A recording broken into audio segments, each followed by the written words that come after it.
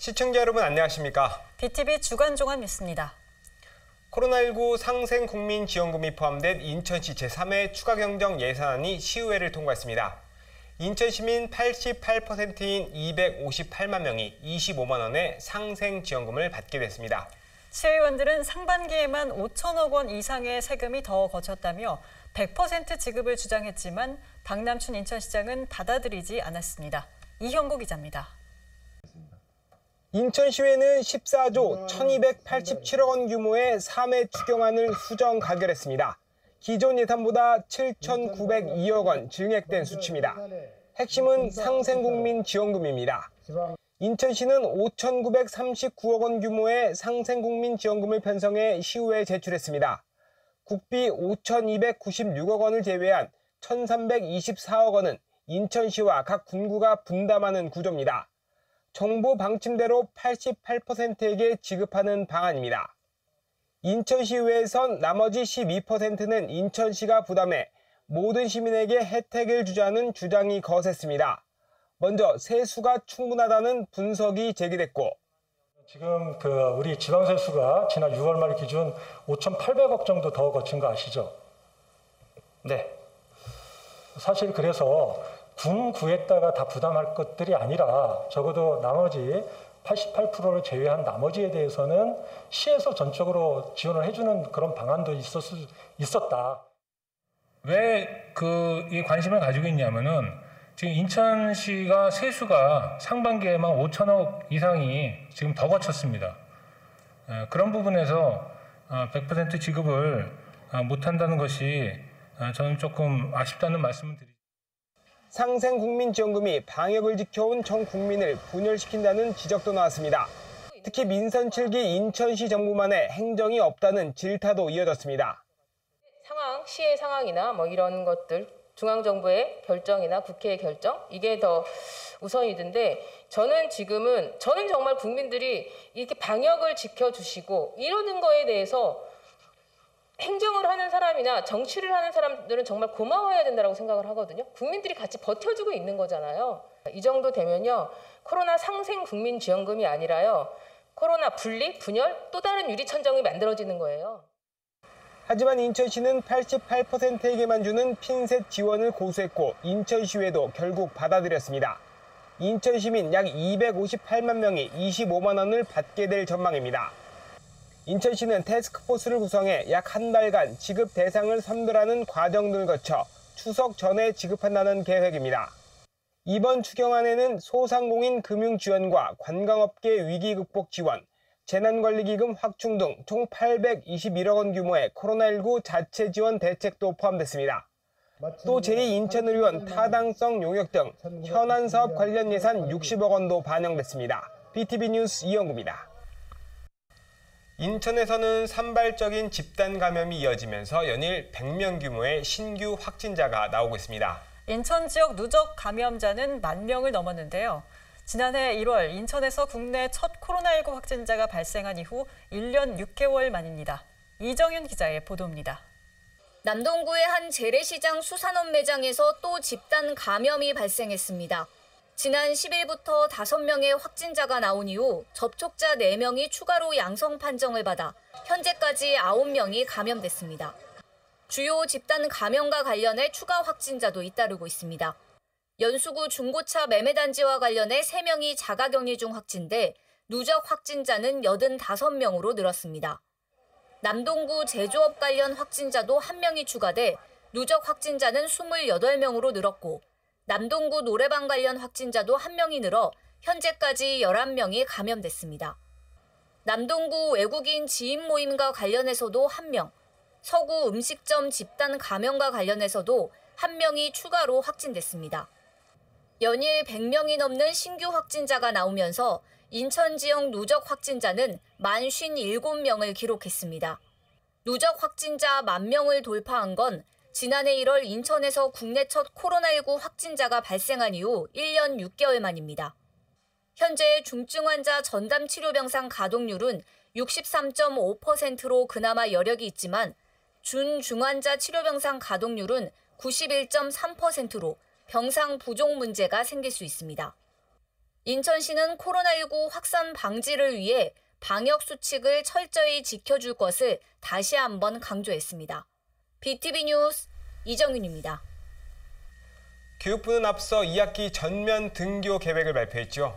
그런데 코로나19 상황이 악화되자 단계별 등교로 계획을 수정했습니다. 지금처럼 거리두기 4단계가 유지되면 학교별로 3분의 2까지 등교가 허용됩니다. 다만 3단계에서는 전면 등교가 가능할 전망입니다. 보도에 배상민 기자입니다. 교육부가 2학기 시작 후 단계적인 등교 확대를 추진합니다. 학생들의 학교 복귀가 늦어질수록 교육의 결손은 심화되고 우리 아이들 개개인의 삶에 부정적 영향을 미치며 학교를 가지 못하면서 발생하는 사회적 비용도 매우 커지게 됩니다. 이제 우리 모두는 학생들이 학교에 가야만 온전히 누릴 수 있는 것들을 우리 아이들에게 돌려줘야 합니다. 이에 따라 개학 이후 3주간 집중 방역 주간을 거쳐 9월 6일부터 거리두기 3단계에서는 전면 등교가 가능해지며 4단계에서도 학교별 3분의 2까지 등교가 허용됩니다. 코로나19 대응을 위해 교외 체험학습에 신설했던 가정학습 일수도 현재 40일 내외에서 57일 내외로 확대 추진합니다. 교육부와 시도교육청은 개학 전후 4주를 학교 학원 집중 방역 주간으로 설정하고 학생 교직원 예방수칙 교육과 집중 현장 점검을 실시합니다. 무증상 변이 바이러스 감염자 선제 발견을 위한 코로나19 검사 이동 검체팀 운영을 지속하고 9월 초까지 교직원과 고3 수험생 백신 접종을 완료할 예정입니다. 교원이 학생에게 집중할 수 있도록 학교 행정 업무 경감 등 지원 대책도 병행합니다. 한편 대학의 경우 2학기 수업은 실험, 실습, 실기 수업과 소규모 수업부터 대면으로 진행하며 전 국민 70%의 백신 1차 접종 완료 이후 대면 수업을 단계적으로 확대합니다. BTV 뉴스 배상민입니다. 코로나 상황이 심각해지면서 코로나 검사 건수도 늘고 있죠. 때문에 임시선별검사소는 검사를 받으려는 시민들로 북적입니다. 인천시가 이런 문제를 해결하기 위해 인천대 재물포 캠퍼스에 드라이브스루 방식의 임시선별소를 추가로 설치했습니다. NIB 장윤아 기자의 보도입니다. 차량들이 행렬을 이루고 있습니다. 창문만 열고 자동차 안에서 코로나19 검사를 받는 시민들의 모습이 보입니다. 인천대 재물포 캠퍼스에 드라이브스루 방식의 코로나19 임시선별소가 설치돼 운영에 들어갔습니다. 서구 아시아드 경기장에 이어 인천에서 두 번째로 운영되는 드라이브스루 방식의 검사입니다. 차량 안에서 선별 검사를 받기 때문에 폭염을 피할 수 있고 코로나 접촉 가능성도 줄일 수 있다는 장점이 있습니다. 검사를 받으러 따가운 햇빛 속에서 기다리지 않아도 돼 시민들은 만족감을 느낍니다. 시원한 데서 검사를 하게 돼서 굉장히 기분이 좋습니다. 만족해요. 부평구와 서구에도 2개의 검사소가 운영되고 있습니다. 연수구 검사소는 원인제역과 송도 미추홀타워 앞에서 운영합니다. 미추홀구 검사소는 주안역과 인천대 재물포 캠퍼스에 위치해 있습니다. 이번에 운영하는 인천대 재물포 캠퍼스 선별검사소는 평일은 9시부터 오후 5시까지 이용할 수 있고 휴일엔 오후 1시까지만 운영합니다. 지금 오전에 한 100대 조금 넘게 했거든요. 그러니까 1시간에 인력에 따라서는 좀 차이가 있겠지만 그래도 한 20명 정도, 20대 정도는 할 수가 있어요. 드라이브스루 검사소는 무더위 휴식 시간을 제외하고 1시간에 20대 정도를 소화할 수 있어 하루 120여 명의 검사를 진행할 수 있습니다. 드라이브스루 검사소를 추가해 코로나19 선별 검사가 원활하게 이루어질지 주목됩니다. NIB 뉴스 장민아입니다. 고속도로 휴게소에도 임시선별검사소가 늘어납니다. 정부는 안성과 이천, 용인 등 휴게소 4곳에 추가로 설치하기로 했습니다. 최근 휴가철 이동 여파로 확진자 접촉에 의한 감염자가 늘고 있는 만큼 바이러스 확산을 최소화한다는 방침입니다. 보도에 김지영 기자입니다. 광복절 연휴를 앞둔 8월 13일부터 고속도로 상행선 휴게소 4곳에 코로나19 임시선별검사소가 운영됩니다. 검사소 설치 장소는 경부선의 안성휴게소와 중부선의 이천휴게소, 서해안선의 화성휴게소 그리고 영동선의 용인휴게소입니다. 운영시간은 평일과 주말 구분 없이 오전 11시부터 오후 8시까지입니다. 이를 통해 휴가지에서의 감염 확산을 최소화한다는 방침입니다. 휴게소 임시 선별검사소에서 검사 후 확진되었을 경우 실거주지 보건소에서 역학조사 등 후속 절차를 수행하게 됩니다. 정부는 임시 선별검사소 추가 설치 등을 통해서 휴가철 이동으로 인한 감염 확산이 최소화될 수 있도록 최선을 다하겠습니다. 의심신고 검사 양성률은 처음으로 4%대를 넘어섰습니다. 확진자와 개별 접촉해 감염되는 비중은 약 52%로 작년 8월 이후 가장 높은 수치를 기록했습니다. 확진자와의 접촉을 통한 확진율이 높아지고 있다는 분석입니다. 기존에 지금 아무래도 밀접 접촉하는 횟수 또 휴가라든지 또 가족들 간의 지인 간의 이런 모임이라든지 접촉을 통한 확진율이 좀 더 높아지고 있다고 판단하시면 되겠습니다. 한편 10일 0시 기준으로 전 인구 대비 백신 1차 접종률은 41.6%를 기록했습니다. 2차 접종까지 모두 마친 비율은 15.4%입니다. 9일 저녁부터 시작된 18세 이상 49세 미만의 백신 사전 예약도 순조롭게 진행되고 있다고 밝혔습니다. 정부는 최근 모더나 백신 공급에 차질이 발생했지만 9월까지 예정된 접종 계획은 현재 공급 물량만으로도 충분히 접종이 가능하다고 설명했습니다. BTV 뉴스 김지영입니다. 코로나19 장기화로 소상공인들의 어려움이 큰데요. 특히 임대료를 내야 하는 소상공인의 걱정은 이만저만이 아닙니다. 인천시가 이런 걱정을 덜어주기 위해 상생협력상가 지원 사업을 추진하고 있는데요. 사업에 동참할 착한 임대인을 추가로 모집합니다. 이정윤 기자의 보도입니다. 부평구의 한 상가입니다. 임대인은 세입자들의 걱정을 덜어주기 위해 임대료를 2% 내에서 올리기로 했습니다. 대신 인천시로부터 건물 보수공사비를 지원받았습니다. 낡은 건물 외벽을 정비하고 옥상에도 누수를 예방하는 공사를 진행한 겁니다. 인천시는 지난해부터 상생협력상가 지원 사업을 추진하고 있습니다. 지난해에는 7개 상가 20개 점포가, 올 상반기에는 8개 상가 22개 점포가 선정됐습니다.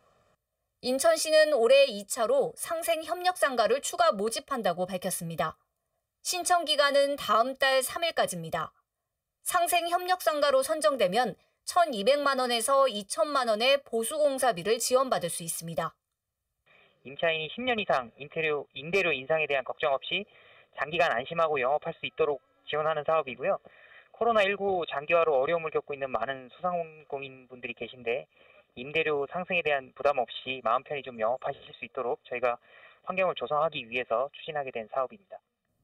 인천시는 다음 달에 심사를 거쳐 상생협력상가를 최종 선정한다는 계획입니다. 신청 접수 방법 등 자세한 사항은 인천시 소상공인 서민금융복지지원센터로 문의하면 됩니다. BTV 뉴스 이정윤입니다.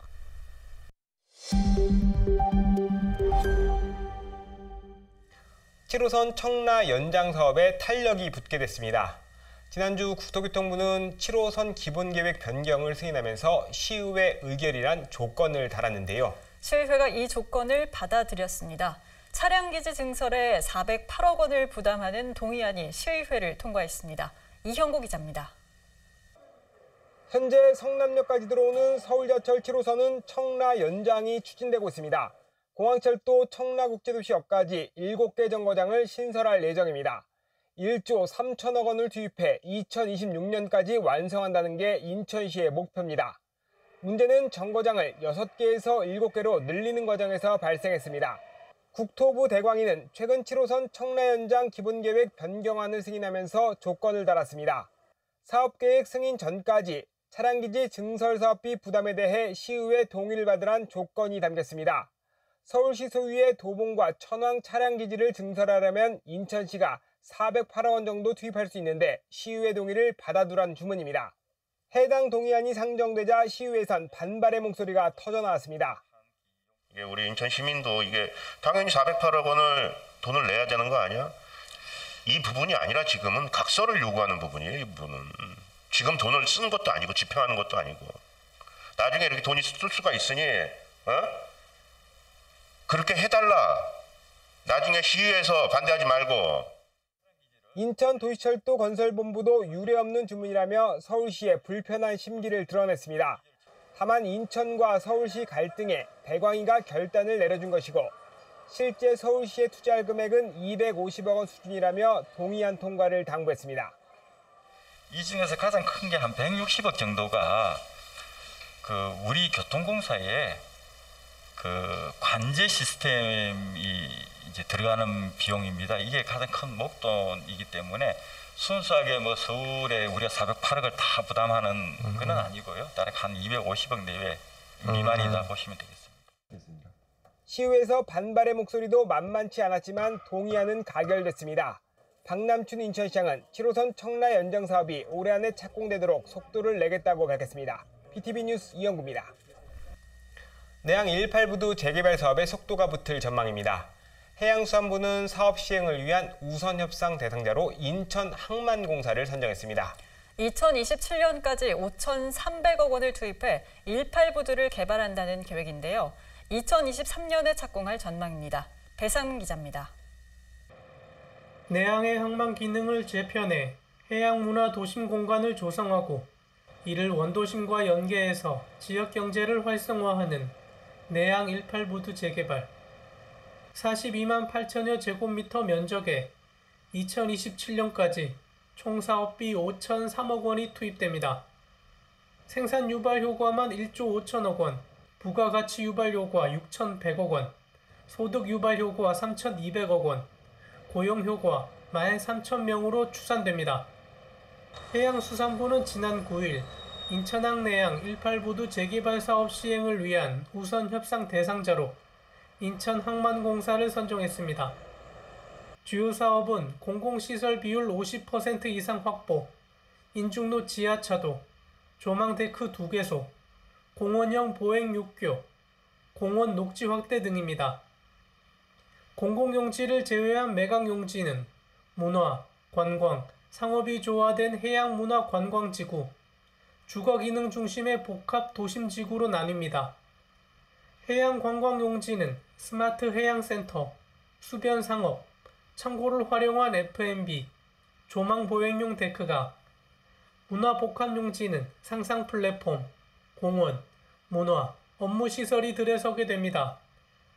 IPA는 18부두 재개발 사업 홍보와 공감대 형성을 위해 하반기 내양 8부두에 열린 홍보관을 개관해 지역사회 소통 공간으로 활용할 예정입니다.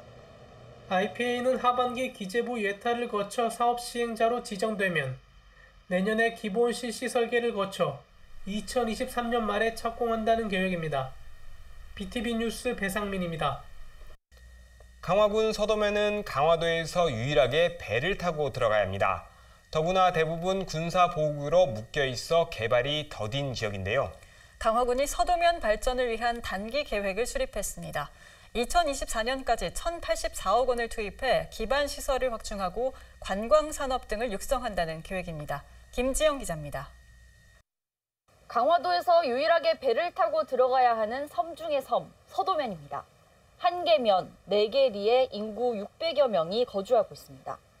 강화 본도와 떨어져 있는 데다 북한과 인접한 지리적 특성 때문에 대부분 민통선과 군사보호지역으로 묶여 개발이 더딘 지역입니다. 강화군이 총 1,084억을 투입해 서도면 단기 발전 계획을 추진합니다. 사업 계획은 주민들의 삶의 질 향상과 관광, 기반시설 확충, 기타 등 4개 분야로 나누어 진행됩니다. 주요 항목으로는 해수욕장 종합정비와 나들길 코스 조성, 선착장의 매표소와 공중화장실 신축공사, 농특산물 직거래장터 개설 등이 손꼽힙니다. 또 보름도와 주문도의 관광기반 연결 도로를 확대 포장하고 공공하수도 확충 사업 등을 진행할 예정입니다. 서도 주민들의 염원인 서도면 연도교 건설 사업은 장기 계획으로 추진합니다.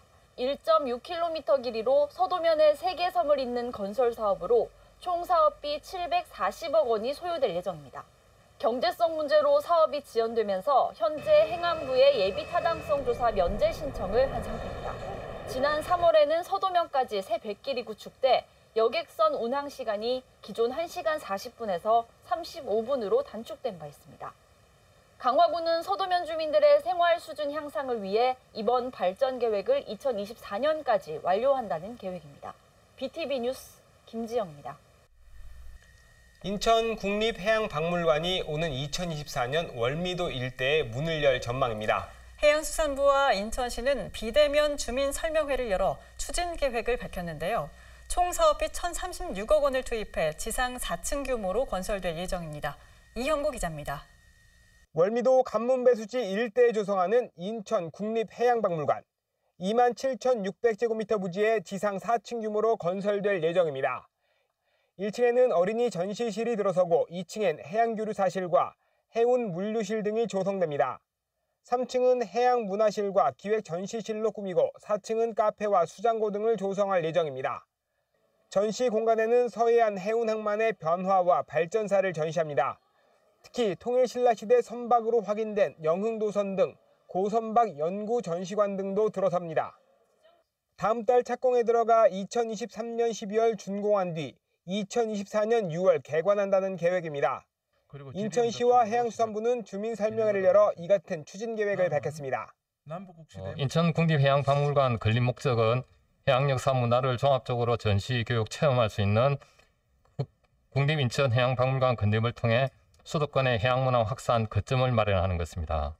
우리나라에는 지금 부산의 국립해양박물관, 울진의 국립해양과학관이 있습니다. 인천은 17,000평방미터 제곱 규모로 되어 있기 때문에 부산 다음으로 큰 규모라고 할 수 있겠습니다. 해수부는 현재까지 해양 역사와 문화, 민속 등 3,500여 점의 유물을 확보했습니다. 박물관 개관 전까지 계속 유물을 수집한다는 계획입니다. 수도권에 국립해양박물관이 건립되는 건 이번이 처음입니다. 인천시는 국립인천해양박물관이 수도권에서 해양문화를 즐길 수 없었던 문제를 해소하고 단순한 전시공간을 넘어 명실상부한 수도권 대표 해양교육 문화의 거점이 될 것이라고 밝혔습니다. BTV 뉴스 이영구입니다. 남동구의 대표 축제인 소래포구 축제가 3년 만에 재개됩니다. 다만 코로나19 상황을 감안해 공연이나 체험 대신 온라인 수산물 경매 등 비대면 방식으로 진행됩니다. 가을에 계획된 다른 축제들도 예년에 비해 축소된 형태로 열릴 예정입니다. 보도에 김지영 기자입니다. 2019년엔 아프리카 돼지열병 확산으로 작년엔 코로나19 여파로 전면 취소됐던 소래포구 축제가 3년 만에 재개됩니다. 다만 올해도 코로나19 확산이 계속되는 상황을 감안해 비대면 방식으로 진행됩니다. 축제는 10월 8일부터 31일까지 총 24일간 계속됩니다. 남동구는 방문객 분산을 위해 축제 기간을 연장했다고 밝혔습니다. 또 전염병 확산 방지를 위해 체험 부스나 무대 공연 등 대규모 프로그램 진행은 하지 않는다는 계획입니다. 대신 수산물 온라인 경매 체험과 온라인 공모전 등을 진행하고 지역 문화예술인들이 참여하는 소규모 공연은 온라인으로 중계합니다. 해오름공원과 소래포구 어시장 인근의 경관 조명을 조성해 관광객들에게 볼거리를 제공할 예정입니다. 남동구는 2단계의 방역수칙 기준에 맞춰 축제를 준비하되 코로나 상황에 맞춰 계획을 변경하기로 했습니다.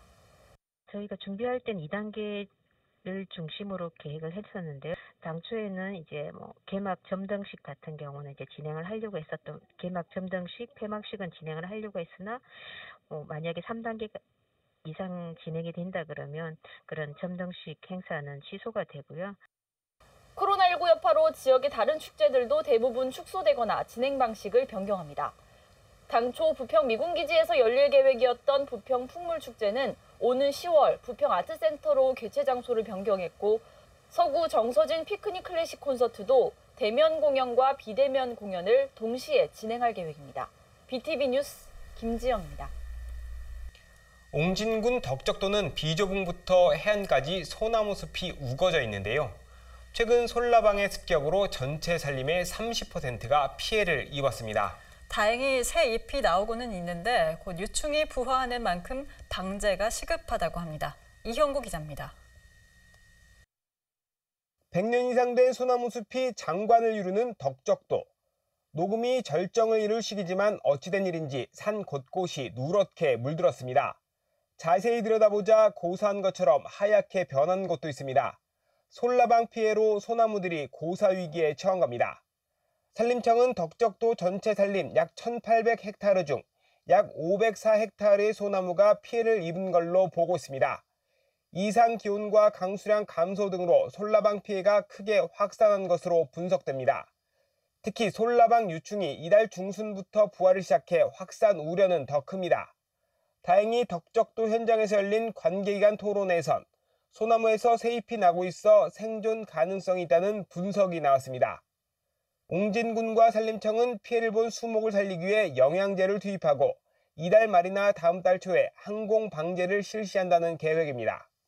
덕적도의 전반적인 실태를 지난 7월 24일 날 들어가서 점검을 해보고 이게 굉장히 문제가 되겠다 싶어갖고 국회에서 저희가 회의를 했습니다. 중대한 이런 피해에 대해서 적극적으로 좀 대처하기로 해서 이제 적절한 조치가 있을 걸로 보고.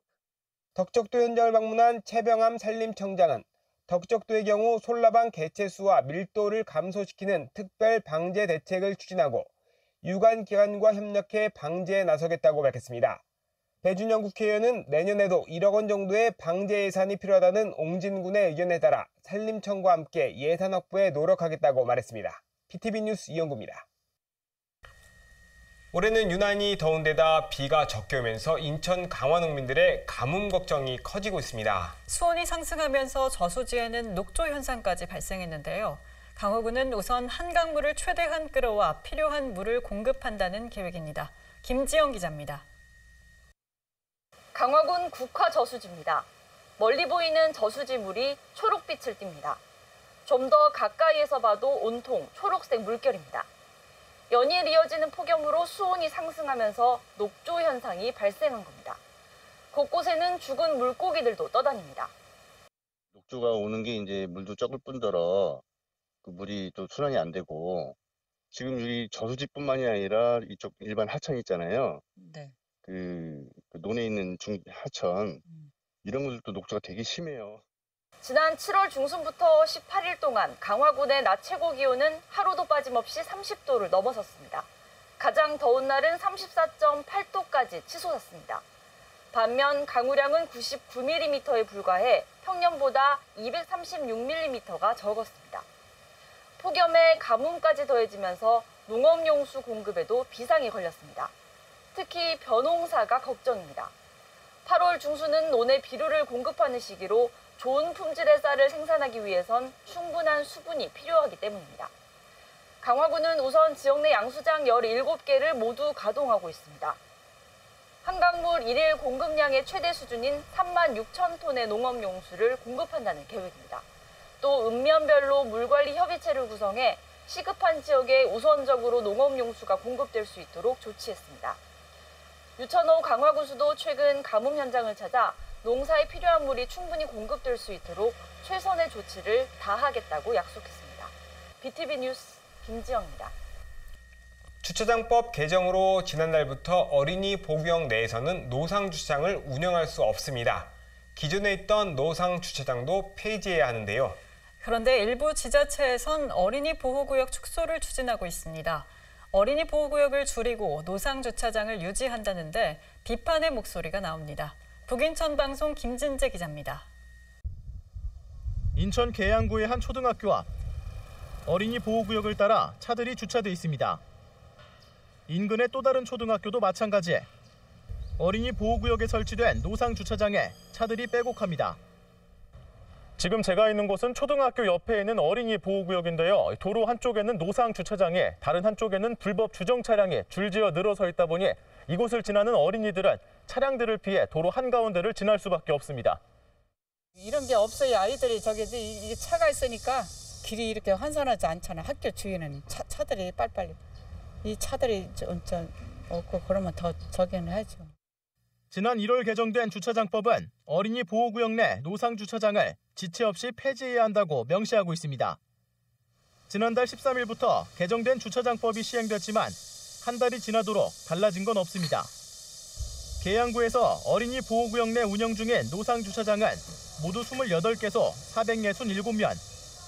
계양구는 지난 6월 일부 노상 주차장을 7월 중 폐지하겠다고 행정 예고했지만 당초 안내와 다르게 8월이 된 지금도 노상 주차장을 운영 중입니다. 이유는 주차장 부족. 대체 주차장을 확보하지 않고 노상 주차장을 없앨 경우 인근 주민들은 당장 주차할 곳이 사라지기 때문입니다. 주택이 너무 많다 보니까 어떻게 할 수가 없잖아요. 그런데 이거 없어지면 주차할 공간이 아예 없어지잖아. 그러면 이 차들 다 어떻게 했냐고요. 이 때문에 노상 주차장 폐지 계획을 밝힌 일부 지자체들은 민간 시설과 유휴 주차 공간을 공유하거나 주차장을 신설하는 등 주차 대책을 마련했습니다. 하지만 계양구는 법 개정 이후 반년이 넘도록 뚜렷한 대책을 내놓지 못한 채 노상 주차장을 운영하고 있는 상황입니다. 이에 계양구 교통행정과는 어린이 보호구역을 축소해 노상 주차장 대부분을 유지할 수 있도록 인천시와 협의 중이라고 밝혔습니다. 정부가 어린이 보호를 위해 주차장법을 개정했는데 정작 지자체에서는 어린이 보호구역 축소를 검토하고 있는 겁니다. 지역사회에서는 계양구의 이런 정책 방향을 이해할 수 없다는 반응입니다. 이런 지자체의 고민도 어느 정도 이해는 되지만 영유아의 안전에 있어서는 어떤 것들이 우선시돼서는 안 된다고 저는 생각을 하거든요. 행정적인 부분들은 또 다른 고민을 해야 되지 않을까라는 생각을 합니다. 이런 지역사회 지적에 계양구는 조사를 통해 통행량이 적은 구간을 대상으로 어린이 보호구역 축소를 추진할 계획이라고 해명했습니다. 어린이 보호구역에서는 매년 400~500건의 교통사고가 발생하고 일부 어린이들은 이로 인해 목숨을 잃고 있습니다. 인천에서도 지난 3월 어린이 보호구역에서 10살 초등학생이 화물차에 치여 사망하는 안타까운 사고가 발생했습니다. 이런 상황 속에 주차장법이 개정됐지만 아이 낳고 키우기 좋은 도시를 표방하는 계양구는 되려 어린이 보호구역 축소에 나서고 있습니다. 헬로티비 뉴스 김진재입니다.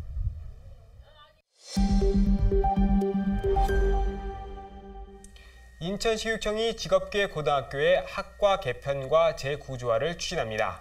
시대 변화를 반영하고 신산업과 유망 분야로 개편해 맞춤형 인재로 육성한다는 계획입니다. 보도에 배상민 기자입니다. 인천시 교육청은 시대 변화를 반영하고 지역 전략 맞춤형 학과 개편을 위해 인천 직업계고 9개교 12개 학과를 개편합니다. 인천 바이오과학고는 바이오 제약과를 신설해 의약품 제조와 공정의 품질 관리, 성분 분석 기술 능력을 갖춘 인재를 양성합니다. 인천 소방고는 소방안전관리과와 소방전기과로 학과를 개편하고 소방관 양성과 산업안전관리를 할 수 있는 현장 실무형 인재를 기릅니다. 영종국제물류고는 물류 중심의 영종도 특성을 반영한 국제관세과를 신설해 관세, 무역 사무 분야에 집중합니다. 삶의 질 향상 추세를 반영하고 반려동물 산업의 성장을 대비한 학과 개편은 인천금융고의 펫 뷰티 케어과와 인천산업정보학교의 펫 케어과를 통해 실현될 전망입니다. 인공지능 분야 인재 양성 요구를 반영한 학과 개편은 인천전자마이스터고의 인공지능 로봇과와 인천재능고의 AI 로봇과가 주목을 받고 있습니다. 머신러닝, 인공지능, 펌웨어 개발자 양성, 언택트 시대 IT 신기술의 로봇을 활용한 제품 개발을 중심으로 학과를 개편합니다. 인천대중예술고는 2020년 연기예술과 드론 운영과를 신설해 신입생 모집에 성공했으며 이번에는 실용무용과를 신설했습니다. 인천소방고는 산업설비과와 자동화 도제과, 폴리메카닉스과를 소방설비과와 소방기계과로 개편하여 소방 분야 전문인재 양성에 나섭니다. 인천정보과학고 IT통신과를 IT융합통신과로 학과를 재구조화해서 4차 산업혁명 시대 네트워크 기반 IT융합 통신 전문가를 양성합니다. 교육청은 학과 개편, 학과 재구조화 중장기 로드맵을 준비하고 신산업과 유망 분야의 학과 개편을 체계적으로 추진할 계획입니다. BTV 뉴스 배상민입니다. 붉은 수돗물과 유충 사태로 수돗물에 대한 인천 시민들의 불안감이 높아지고 있는데요. 인천시가 이런 문제를 해결하기 위해 워터케어 서비스를 지난 2월 도입했습니다.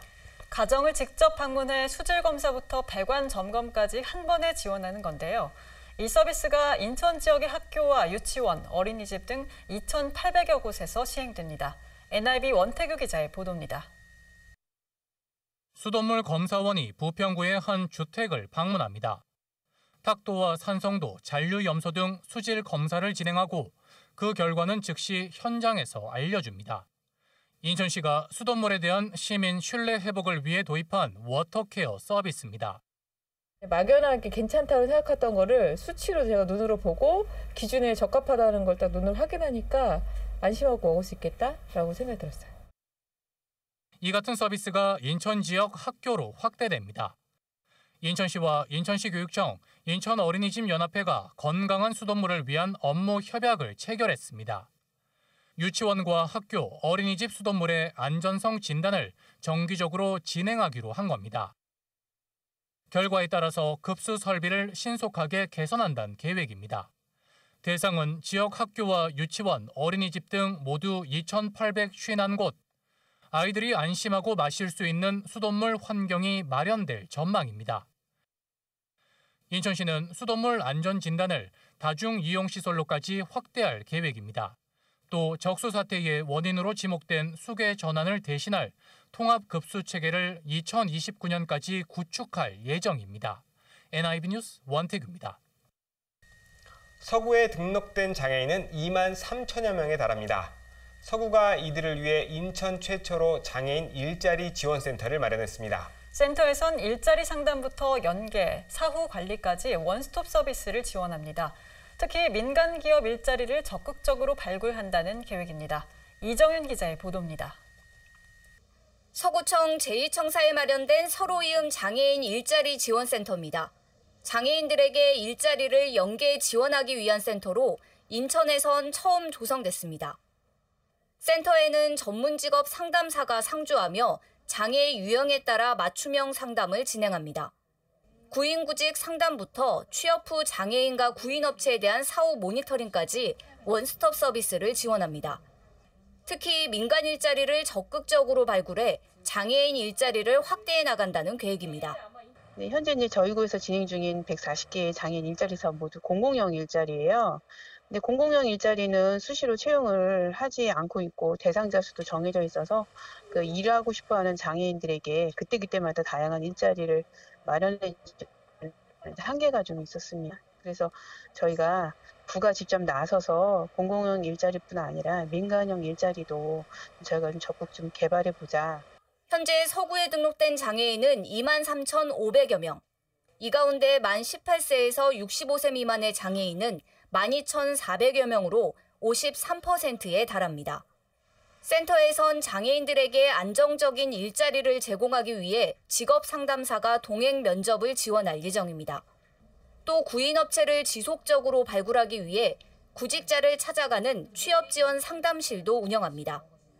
서로임 장애인 일자리 지원센터는 평일 오전 9시부터 오후 5시까지 운영되며 전화 상담과 방문 상담이 가능합니다. BTV 뉴스 이정윤입니다. 동구가 각종 행정 정보를 한눈에 볼 수 있는 생활 편리 지도를 만들어 개통했습니다. 식당과 병원, 도서관 위치부터 지역 재개발 소식까지 100여 개의 정보를 확인할 수 있습니다. 이형고 기자입니다. 동구 생활 편리 지도 홈페이지입니다. 드론 영상 코너를 클릭하자 최근 준공한 만석 해안 산책로 1단계 구간의 모습이 한눈에 확인됩니다. 형형색색 아름다운 꽃으로 물든 송현 근린공원도 계절별로 올라와 있습니다. 도시 재생 지도에는 현재 활발하게 진행 중인 동구 지역 재개발, 재건축 사업이 구역별로 표시되어 있습니다. 개별 사업을 클릭하자 담당자는 누구인지, 또 시행자와 시공사는 어딘지, 사업 개요는 어떻게 되는지 상세히 알려줍니다. 분야별 행정 지도로 들어가면 도서관과 문화재, 그리고 공영 주차장과 병원, 약국 위치 등 생활 편의시설 위치를 확인할 수 있습니다. 동구는 구청이 보유한 각종 행정 정보를 하나로 담아 동구 생활 편리 지도를 만들어 개통했습니다. 동구사랑 상품권 가맹점과 안심식당 등 실생활에 필요한 100여 개의 행정 정보를 한데 모아 이용자들이 빠르고 쉽게 정보를 탐색할 수 있도록 구성했습니다. 전국 최초로 네이버 클라우드 서비스와 연계하여 구축된 이번 생활편리 지도 사업은 앞으로 더 많은 행정 정보를 언제 어디서나 쉽게 확인할 수 있게 되었습니다. 앞으로 동구 구민의 실생활에 유용하게 활용될 수 있도록 동구 생활편리지도는 포털 사이트에서 검색하거나 스마트폰 QR코드를 통해 누구나 쉽게 이용할 수 있습니다. BTV 뉴스 이영구입니다. 남동구가 내년도 주민참여 예산 사업 선정을 위한 본격적인 검토에 들어갔습니다. 공모를 통해 제안받은 사업뿐 아니라 각종 민원 게시판으로 접수된 주민들의 요구사항도 주민 참여 예산 범위에 포함시키기로 했습니다. 보도에 김지영 기자입니다. 눈비가 오면 미끄럼 사고가 잦았던 남동구의 한 골목길. 미끄럼 방지 페인트로 도로를 포장했습니다. 아이들이 자주 다니는 논현동의 한 아파트 앞 도로에는 보행자의 안전을 위한 가림막이 설치됐습니다. 모두 주민들의 아이디어로 반영된 주민 참여 예산 사업들입니다. 남동구의 주민 참여 예산 규모는 점차 증가 추세입니다. 4년 전 20억대에서 만수오동 행정복지센터 건립사업 등이 포함된 2020년엔 주민 참여 예산 규모가 100억 원을 돌파합니다. 올해는 44억 원, 내년엔 50억 원이 편성됩니다. 일반 주민들의 참여율을 높이기 위해 내년부터는 주민 참여 예산의 활용 범위를 확대합니다. 지난 6월까지 주민 공모를 통해 공식적으로 접수된 내년도 남동구 주민 참여 예산 사업은 총 60건. 이렇게 접수된 사업뿐 아니라 평소 구청 민원 게시판에 접수된 요구사항도 주민 참여 예산 사업에 포함시키기로 했습니다. 또 아동이나 청소년들의 정책 요구가 구 예산에 반영될 수 있도록 참여단을 구성해 의제를 발굴할 예정입니다. 남동구 주민참여예산위원회는 지난주 첫 회의를 시작으로 내년도 사업 선정을 위한 본격적인 절차에 착수했습니다. 위원들은 주민을 대표해 제안받은 사업을 검토하고 의견 수렴, 현장 방문 등을 거쳐 사업의 우선순위를 결정할 예정입니다. 최종 선정된 주민참여 예산 사업은 내년도 본 예산에 반영되며 의회의 동의를 거쳐 오는 12월 공개됩니다. BTV 뉴스 김지영입니다. 지난달 남동구의 한 도로에서 갑자기 쓰러진 시민을 여성 2명이 심폐소생술로 살려냈습니다. 목숨을 구한 두 은인은 소방에 인계하고는 자리를 떴는데요. 이 중 한 명인 홍혜연 씨는 통계를 조사하던 중 위기에 놓인 사람을 구했다고 합니다. 통계청은 홍 씨에게 표창장을 수여했습니다. 이형구 기자입니다. 한 여성이 어디가 불편한지 비틀거리더니 이내 바닥에 쓰러집니다. 한 시민이 나가서 몸을 바르게 눕히고 가게에서 나온 여성이 심폐소생술을 시작합니다. 옆에 서 있던 여성도 번갈아 심폐소생술을 진행합니다. 급성 심장질환으로 심장이 멈췄던 환자는 덕분에 목숨을 건졌습니다. 목숨을 구한 두 여성은 119 구급대가 도착하자 자신들의 신분도 밝히지 않고 자리를 떴습니다. 수소문 끝에 은인의 신원이 확인됐습니다. 줄넘기 학원 강사 박정선 씨와 통계조사원 홍혜연 씨였습니다. 홍 씨는 당시 근처 상점을 돌며 경제총조사 업무를 수행 중이었습니다. 자신의 바쁜 업무를 성실히 수행하면서도 위급한 상황에 놓인 이웃의 목숨까지 구한 겁니다. 머릿속에 있던 행동이 그냥 저도 모르게 이제 나온 거고 119 대원분들 너무 빨리 와주셔가지고 그분들 덕분에 뭐 사는 거지. 저는 큰일을 한 게 없어요. 솔직히 너무 민망하고 지금. 통계청은 홍 씨가 헌신적인 노력으로 생명을 구해 타의 모범이 됐다며 표창장을 수여했습니다. 인천소방본부도 심폐소생술로 사람을 구한 2명을 하트세이버 수상 대상자로 추천하기로 했습니다. BTV 뉴스 이영구입니다. 코로나19 확산세가 심각합니다. 손 씻기와 마스크 착용 그리고 기침, 뇌절 등 개인방역 수칙을 잘 지켜야겠습니다. 이상으로 BTV 주간 종합 뉴스를 마칩니다. 시청해주신 여러분 고맙습니다.